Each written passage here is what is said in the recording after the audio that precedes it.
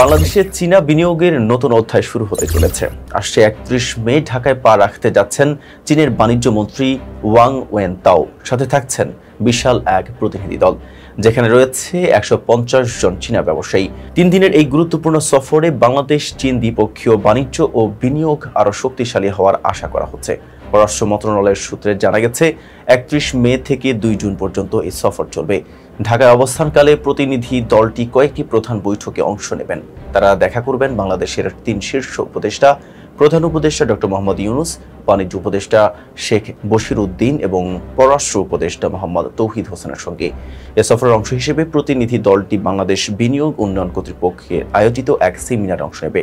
সেখানে দ্বিপক্ষীয় বাণিজ্যিক সহযোগিতা, প্রযুক্তি স্থানান্তর এবং যৌথ উদ্যোগের সম্ভাবনা নিয়ে আলোচনা হবে। এছাড়াও প্রতিনিধি দলটি জয়েন্ট ইকোনমিক কমিটির বৈঠকে যোগ দেবে এবং বাংলাদেশের বিভিন্ন অর্থনৈতিক অঞ্চল ঘুরে দেখবে।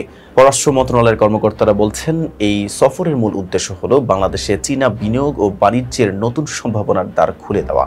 তারা আশা করছেন চীনা ব্যবসায়ীদের সরাসরি অংশগ্রহণ ও পর্যবেক্ষণের মাধ্যমে বাংলাদেশে বিনিয়োগ আগ্রহ বহুগুণে বৃদ্ধি পাবে। বাংলাদেশের দ্রুত উন্নয়ন, অবকাঠামোগত অগ্রগতি এবং ভৌগোলিক অবস্থানকে কেন্দ্র করেই চীনা বিনিয়োগকারীরা এখন বাংলাদেশকে নতুন গন্তব্য হিসেবে বিবেচনা করছেন। এই সফর সেই আগ্রহকে বাস্তবে রূপ দেওয়ার এক বড় সুযোগ। এখন নজর থাকবে ৩১ মের দিকে। দেখা যাক চীনের এই মেগা ডেলিগেশন কতটা পরিবর্তন আনতে পারে বাংলাদেশের অর্থনীতির মঞ্চে। এতক্ষণ সাথে ছিলাম মেহেদী হাসান। ফেজদা পিপলের সাথে থাকার জন্য ধন্যবাদ।